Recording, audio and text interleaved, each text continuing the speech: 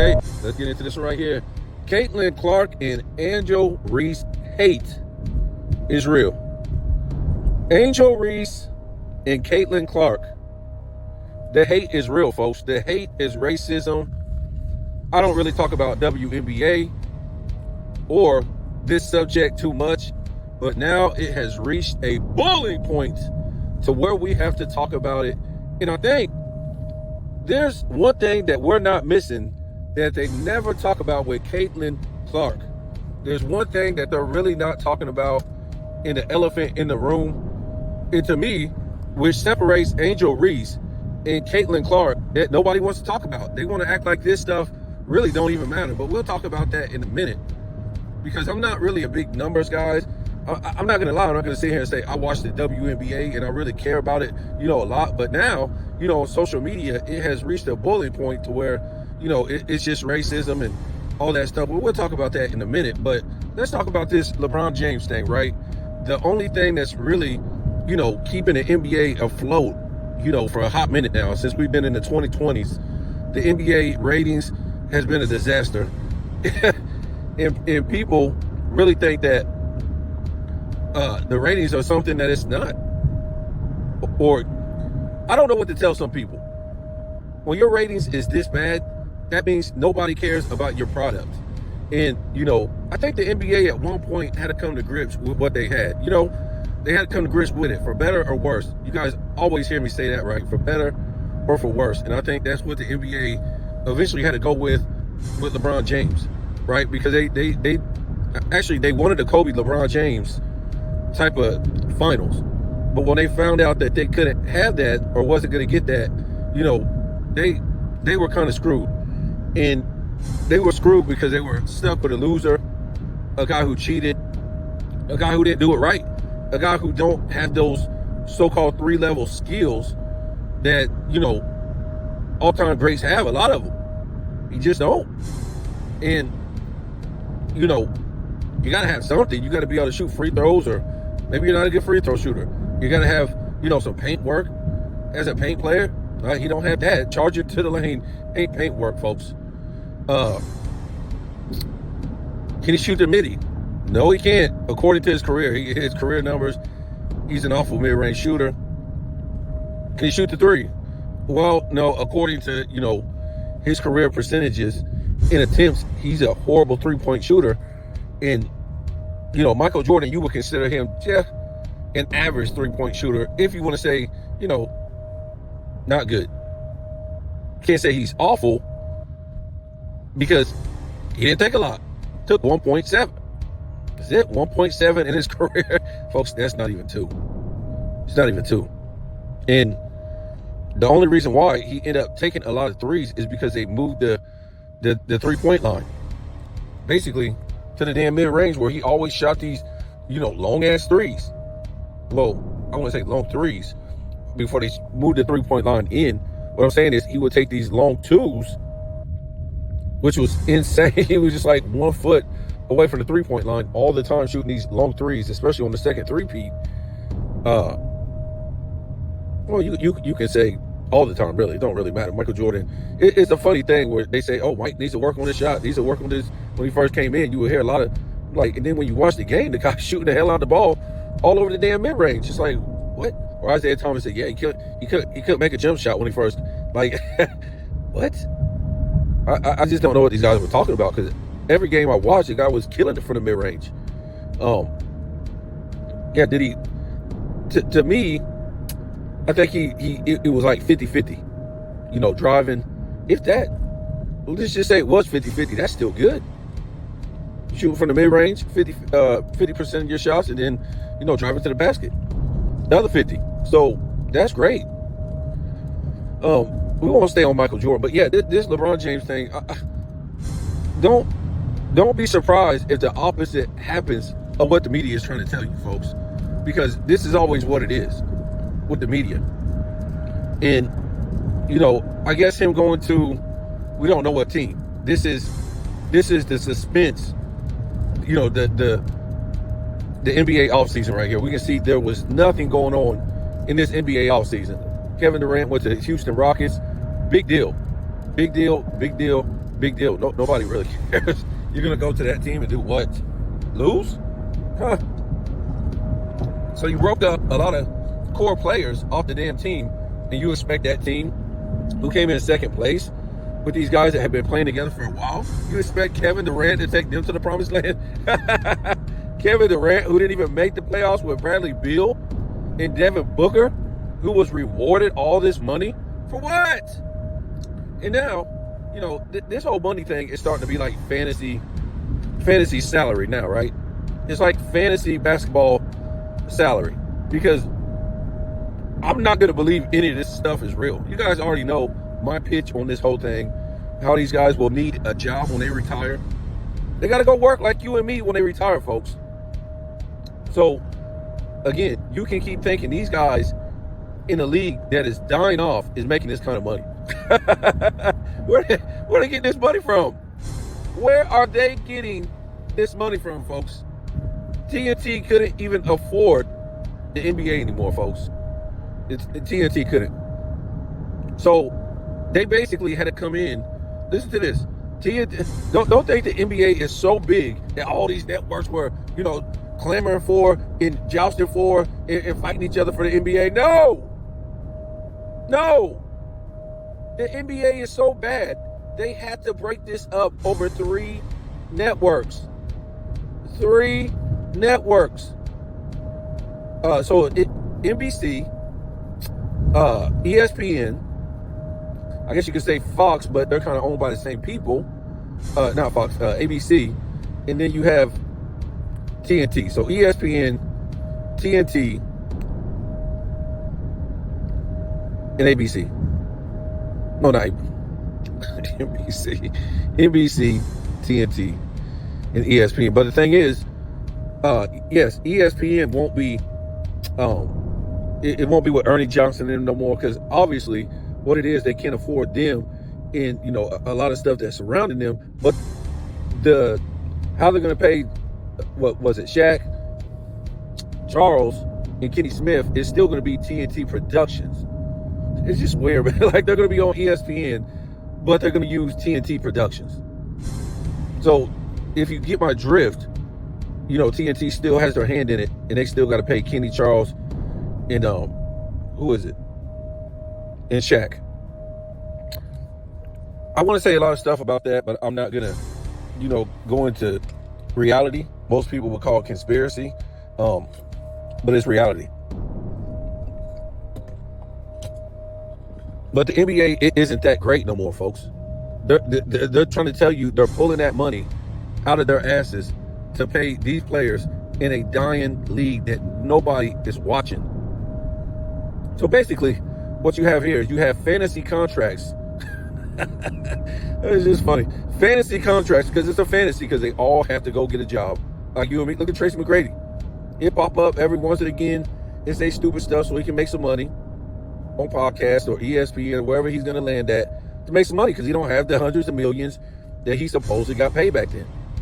And, you know, a lot of these guys are, you know, they're puppets. They have to do what the NBA tells them to do sometimes, you know, just to cause some ruckus, because that's the contract they signed with the NBA a long time ago. And like I said, we won't get too deep into a lot of that stuff that people don't realize what's going on, but yeah, they can't explain to you where they're getting this money from. The awful part is, you would think that somebody would have some type of brains to put this out.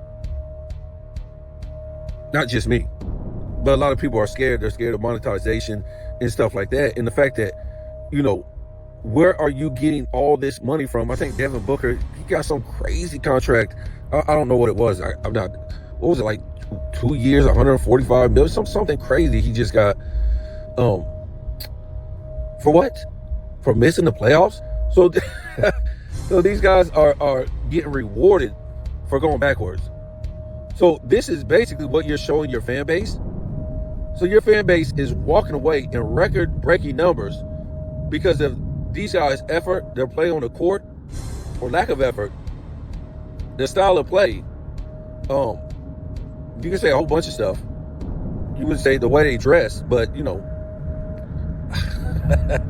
look, folks, All that is happening, and the NBA says, watch, we'll show you, NBA fans, we'll show you to walk away. We'll show you not to watch our game. Watch what we're going to do. We're going to give these guys record-breaking contracts. It's almost like the WNBA, right? This league is a joke. It's a joke. Both of these leagues are a joke. So the WNBA has never made a profit ever since they've been around, and they're paying these women money, and they ain't even making the game a profit. So how is this working? We'll show you, WNBA fans. You don't want to see our game? Our game can't make a profit? We'll show you. We'll keep this league alive. I just don't know what's going on, folks. I don't know what company could never make a profit and still be alive, and still be doing business. Still be doing business. Huh? So yeah, the whole LeBron James thing, the end result is, yes, the NBA is telling you that these guys are making these contracts so they can keep the NBA, well, these teams at a certain value. Because the truth is, these teams' value done tanked down the drain, folks.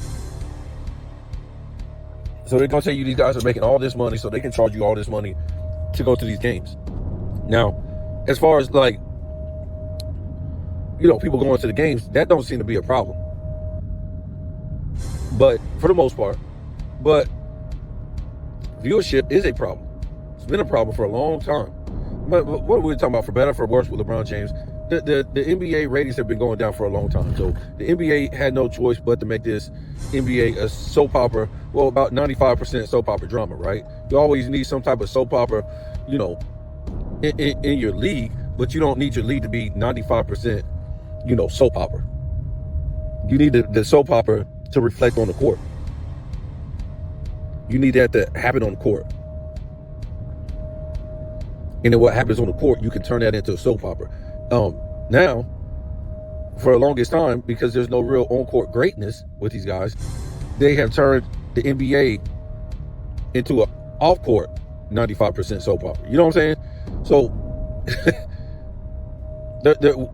now you see this off-court soap opera, and you're looking like, when you go watch the game, you're like, well, what the hell's going on? I don't see this soap opera on the court that we've been listening to off the court. There's nothing to watch here. This guy's chucking up a whole bunch of threes, playing on defense, flopping, crying, traveling, and carrying. What is this? So that's pretty much what you got right there, folks. So let's get into this Caitlin Clark thing. Look, guys. I mean, it is what it is. I'm not going to sit here and, say anything different than what it is. But you guys act like Angel Reese was nothing coming into the NBA. Nothing. Now, of course, she's not on Caitlin Clark's level, and probably will never be on Caitlin Clark's level. She just ain't. But to me, the elephant in the room is right in everybody's face. Caitlin Clark is not a winner. And what do I mean by that? Caitlin Clark is not a winner. But, the media and her fans will act like she already won something, folks. What did she win? She didn't win in college, and she hasn't won nothing in the WNBA. Angel Reese has already won a college championship. So she's a winner. But we'll talk about that in a minute. But they act like Angel Reese came into the WNBA and she did nothing in college.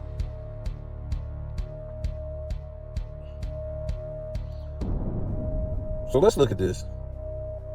In college, she was a NCAA champion, NCAA tournament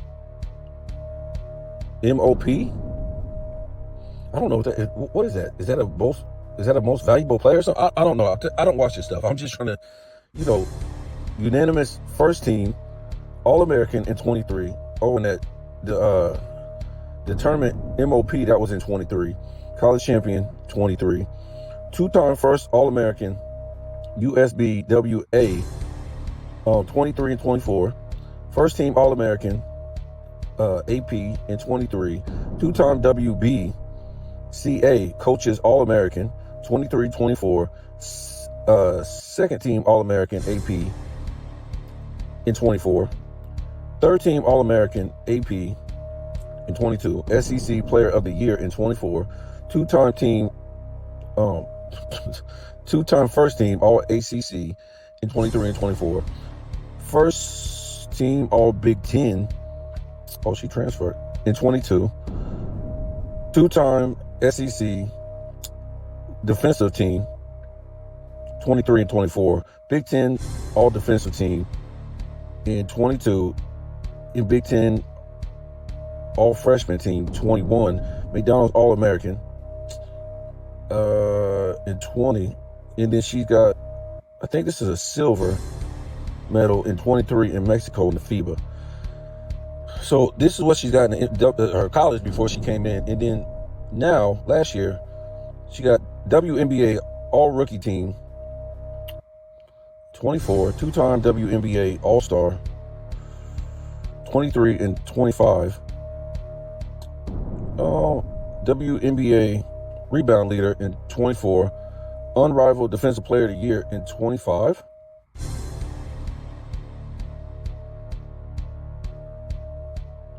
Unrivaled second team all rivaled 25. And unrivaled champion.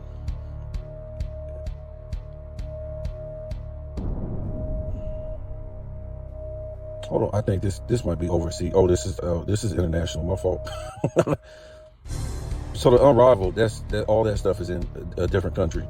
But as far as WNBA, she was on a rookie team, and she was All-Star 24 in this year. So what I'm trying to say is they act like this woman was like some kind of buzz coming into the NBA. Now, I know we can sit here and go over Caitlin Clark's, go over what she has as far as all this stuff. And she's going to blow Angel Reese away. So we're not trying to say she's anywhere. Angel Reese is on Caitlin Clark's level. She's not. And she'll probably never be. But the one thing for me that separates both of them is, she was a college champion. And when we look at it, Caitlin Clark lost 2 times in a row in the national championship. She's a back-to-back loser, folks. She's not a winner. What did she win?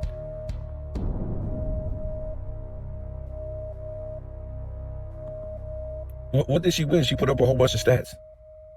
That's it. She put up a whole bunch of stats. I'm not trying to hate, but she lost back-to-back championships.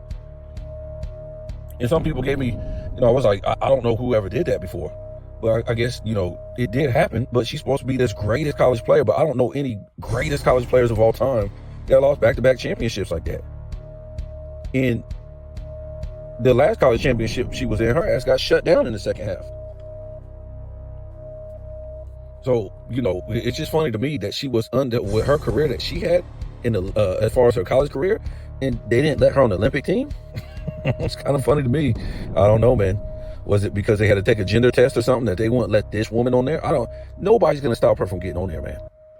This is a lot of money that we're talking about as far as selling jerseys and merch and, all this stuff. You're going to stop her from getting on the team? That doesn't make no sense. The only thing that makes sense to me is her having to take a gender test. So, all this has become about racism with Angel Reese. And that's fine because a lot of people was mad because they're pointing out the obvious that with Caitlin Clark, they seen a chisel-faced man. We're hearing stuff that she packed on all this muscle for what? Why would somebody playing in the WNBA as a point guard be packing on muscle? Or is that just, homie growing up? Or is that just homie getting his muscles now? Homie done hit puberty. Or, how, men get, once they get to a certain age, the muscles start to pop out. My muscles really didn't start to pop out until I was like, into my 20s. So I guess he's getting into his 20s. So you can call Angel Reese a monkey face and Yeah, you call her all the names you want, but she don't look like a chisel faced man. No, no. And they're trying to tell, oh, Angel Reese need to get in the gym for what? To look like a man. Why would she want to look like a man for if she's a woman? See, Caitlin Clark didn't need to even get in a gym to even look like a man. She came into the NBA looking like Rocky. She came into the NBA looking like Mel Gibson. And, now she's, shooting horribly from the field. Her team is doing good without her when she's out, and all this stuff. So, like I said, I don't watch the WNBA like that, but I see stuff on Facebook, and they just beating up on Angel Reese like she put up like Bill Russell numbers on lately, and the people still ain't happy. So y'all got to accept all this hate from that Angel Reese is getting, because Caitlin Clark, a lot of people didn't like her. She's not a winner. She didn't prove that she can win nothing, and that's just how it is, folks. Until she wins something, she ain't nothing to me. She's just a person putting up stats and making a whole lot of money. Like I said, Angel Reese, at least she won a championship. So let me get off here.